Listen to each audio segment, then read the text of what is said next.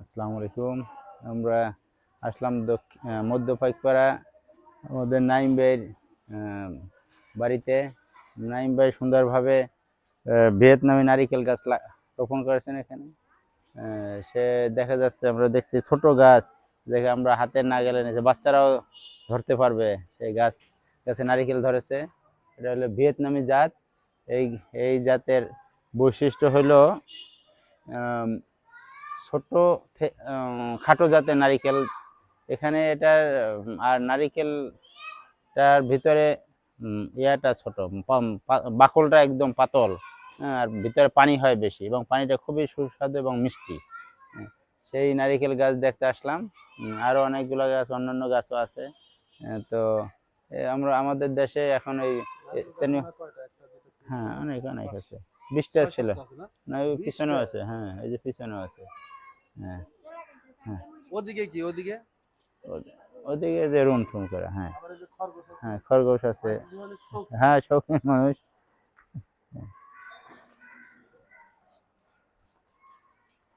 ওইটা ওই যেটা ছোট, ওটা তো নারিকেল হবে না, ওটা ওটা ইয়ে করে ফেলানো উচিত। যেগুলো বড় হয়ে গেছে এগুলোই, আর যেগুলো ছোট হয়ে গেছে ওগুলো গাছের নিচে আর হবে না। কোনটা? হ্যাঁ 20টাই ছিল। সারা তো আমি এনে দিয়েছিলাম, কিন্তু এত ঘন আরো পাতলা লাগানো দরকার ছিল। এদিকে তো দেখি ফাঁকা জায়গা আছে, এগুলো এখানে এখানে কিছু লাগানো যাবে না? এই গাছটা না, ওই গাছের ভিতরে গাছ হবে না। গাছের ভিতরে এগুলো কমলা না লেবু? লেবু না? হ্যাঁ, খুব ভালো লেবু, সিডলেস লেবু।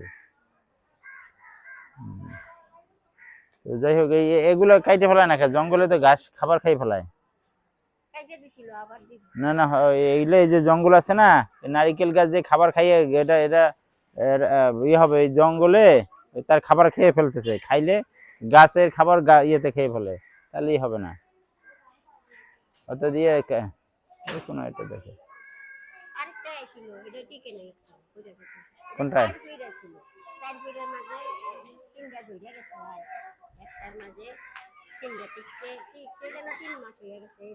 এই ঘটনা হয়েছে, এই গাছ লাগাইতে মাটিতে নিচে হলো বালি না, হ্যাঁ রাবিশ বালু, যার জন্য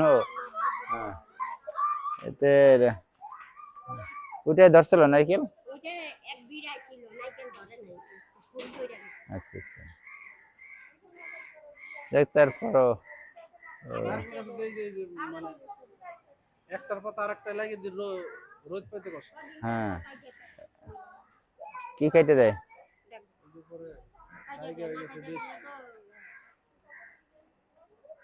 তারপরে শখ, শখের শখ, হ্যাঁ শখের তোলা, শখের তোলা।